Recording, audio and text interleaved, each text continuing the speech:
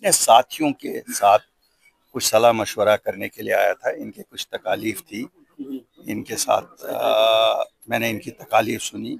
इनके साथ कुछ ज्यादतियाँ हो रही थी। मैंने जानने की कोशिश की कि क्या ज्यादती है, ताकि मैं आगे बात कर सकूं। तो इस तरह से बिजनेस रूल्स को लेकर के जो एलजी को प्रपोजल्स भेजे गए थे उमर की जानब से, उसको रिऑर्गेनाइजेशन एक्ट के हवाले से ये कहा गया कि उसी के तहत ये फिट नहीं हो रहे हैं, क्या कहेंगे उस हवाले से?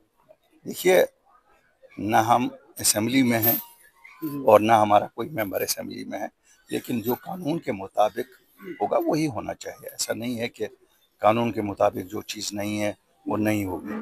तो वक्त की सरकार को चाहिए कि अगर उनको लगता है कि उन्होंने जो बिजनेस रूल्स गवर्नर साहब को भेजे थे वो इस मुताबिक हैं, जो रीऑर्गेनाइजेशन एक्ट है या उनके हिसाब से, तो उन्हें उसके लिए बिल्कुल क्लैरिफिकेशन भेजनी चाहिए। और जो हक हो, हक के लिए हमेशा लड़ना चाहिए। इसमें क्या है, अल्लाह करे कि आम आदमी सफर ना करे। हम तो इतनी ही दुआ कर सकते हैं, आम आदमी सफर ना करे। दोनों देशों के लिए सर आपकी क्या मैसेज? नहीं, मैं तो कोई बड़ा ऐसा आदमी हूँ नहीं कि मैं देखिए, हमारे पॉलिटिकल लीडरशिप जो दिल्ली में बैठी है इस मुल्क की, वो सही फैसला ले लेगी। इसमें तो हमारा कोई ये नहीं है। लेकिन एक चीज़ ज़रूर है कि अगर ये हादसा पेश नहीं आया होता पहलगाम वाला, तो शायद इस हद तक इनके ताल्लुकात नहीं पहुंचते। बाकी दो देश हैं, दो अपना अपना इंटरेस्ट देखेंगे। और मुझे पूरा यकीन है कि लोगों का इंटरेस्ट सबसे पहले देखेंगे। लोगों ने मैंडेट दिया है नेशनल कॉन्फ्रेंस को। नेशनल कॉन्फ्रेंस खुद तो बैठी नहीं है ना वहाँ, लोगों ने मैंडेट दिया है। कुछ सोच के लोगों ने अगर दे दिया है तो फिर उनको इंतजार करना चाहिए, और अगर सोच के नहीं दिया तो फिर खमियाजा उठाना चाहिए। दोनों चीजें हैं। देखिए, मैंडेट तो लोगों का है, चोरी तो हुई नहीं। कोई ये तो नहीं कह सकता ना कि चोरी हुई। लोगों का मैंडेट है, आप और मैं छीन तो नहीं सकते हैं ना। तो आपको लग रहा है सर कि लोग अब पछता रहे नहीं, कि मुझे नहीं, मुझे तो ऐसा कुछ नहीं लगता।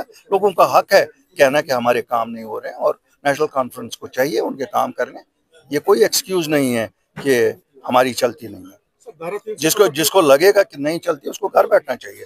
लोगों की जब मैं वोट मांगने आता हूँ, तो मैं मुझे अपने आप पे यकीन होना चाहिए ना कि मैं लोगों का वोट जब लूंगा तो मैं कर लूंगा। If I am incapable of delivering, I have no right. मुझे कोई हक नहीं बनता है मैं कहूंगा नहीं साहब, अब मेरे पास वो चीज नहीं है, ये चीज नहीं है। तो सबको पता थी पावर्स क्या थे। आप 5 अगस्त 2019 को तो हमारे स्टेट को यूटी बनाया गया था। यूटी में तो आप कैप्टन तो है नहीं, वाइस कैप्टन है। तो वाइस कैप्टन के रोल पे खेलो ना। वाइस कैप्टन भी पूरा मालिक होता है। तो वाइस कैप्टन और की मैं इस दलील से भी इत्तेफाक नहीं करता हूँ जो बाकी लीडरान यहाँ कहती है। एक लीडर साहिबा कहती है कि मुझे मालूम था इसीलिए मैंने नहीं लड़ा। तो भाई तो फिर भारत सरकार जो कहेगी या मैं जो कहूंगा उससे कोई फर्क नहीं पड़ने वाला है। जमीन पे जो हुआ है उससे फर्क पड़ा है। निहत्ते इंसानों का कत्ल हुआ, कोई तो जिम्मेवार है, कोई तो जिम्मेवार है।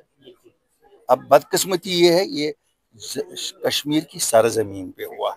अगर कश्मीर की सरजमीन पे नहीं हुआ होता, शायद हम लोग इतना मुंह खोलते कि जवाब देने से कासिर लोग रहते। लेकिन हमारी सरजमीन पे हुआ, इसलिए हम सर नीचे रखे हैं। क्यों हम शर्मिंदा हैं? क्यों वो सैलानी आए थे, बेगुनाह लोग थे, कोई हथियार नहीं था उनके पास, कोई ऐसा ये नहीं था।